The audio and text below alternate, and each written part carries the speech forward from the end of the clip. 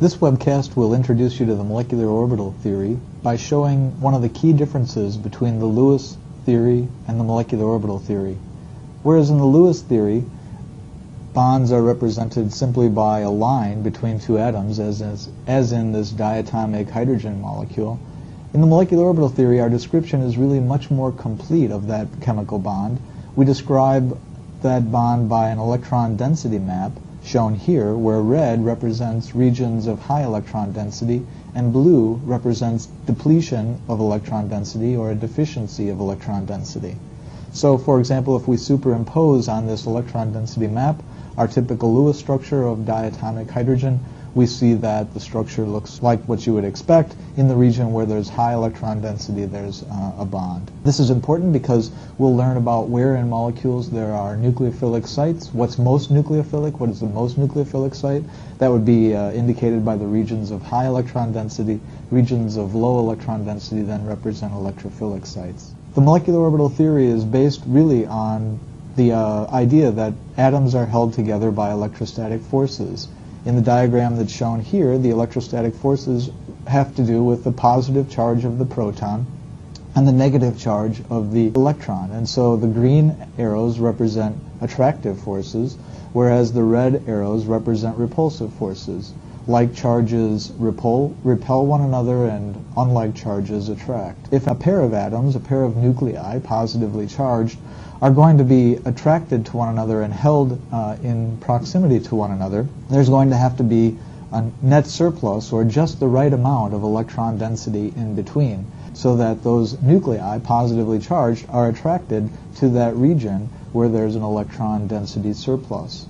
In contrast, if there's a deficiency of electron density between a pair of positively charged nuclei, they will repel one another and there won't be a chemical bond. That's really the nature of the chemical bond. It comes down to electrostatic forces, and the molecular orbital theory is able to describe for us where that electron density is located, and will there be a stable chemical bond. The details of the mathematics we don't have to worry about, but let's rather focus on a pictorial description of what happens when we bring two atoms together.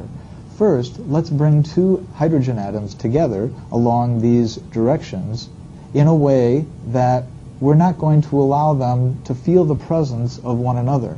In other words, let's suppose that atom 1, represented there, doesn't feel the presence of the positively charged nucleus and the electron that comes with atom 2. So as we move them closer and closer together along this direction here, that represents the distance between those two nuclei getting shorter and shorter until finally we're at that position, what you can see in these non-interacting hydrogen as they come together is really no change in the electron density around that nucleus as the atoms approach one another. This case is hypothetical and just describes unperturbed, or electron density that doesn't feel the presence of a neighboring atom.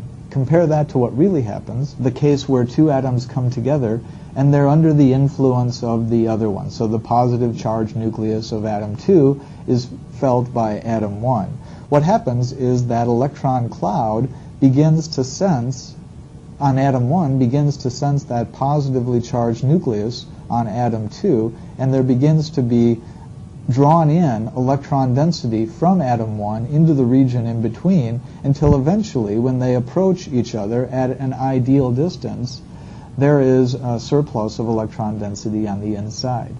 Now, one way that we can tell that there's a surplus of electron density in between those two nuclei is if we take and do a subtraction, a simple subtraction, position by position, at each x and y value on the map that involves the interacting hydrogen, we'll take away the value for the case where there was no perturbation, there was no interaction between the two. This gives us what is known as an electron density difference map. An electron density difference map shows the change between the interacting case and the non-interacting case. And again, red represents regions of high density, and blue represents depletion, actually negative relative to, since we're doing a subtraction, it's negative relative to the case of the non-interacting hydrogen atom. And what we can see is, in the case of hydrogen, when the two nuclei get close enough to one another, There's a deficiency of electron density external to the nuclei, and there's a surplus of electron density in between the two nuclei.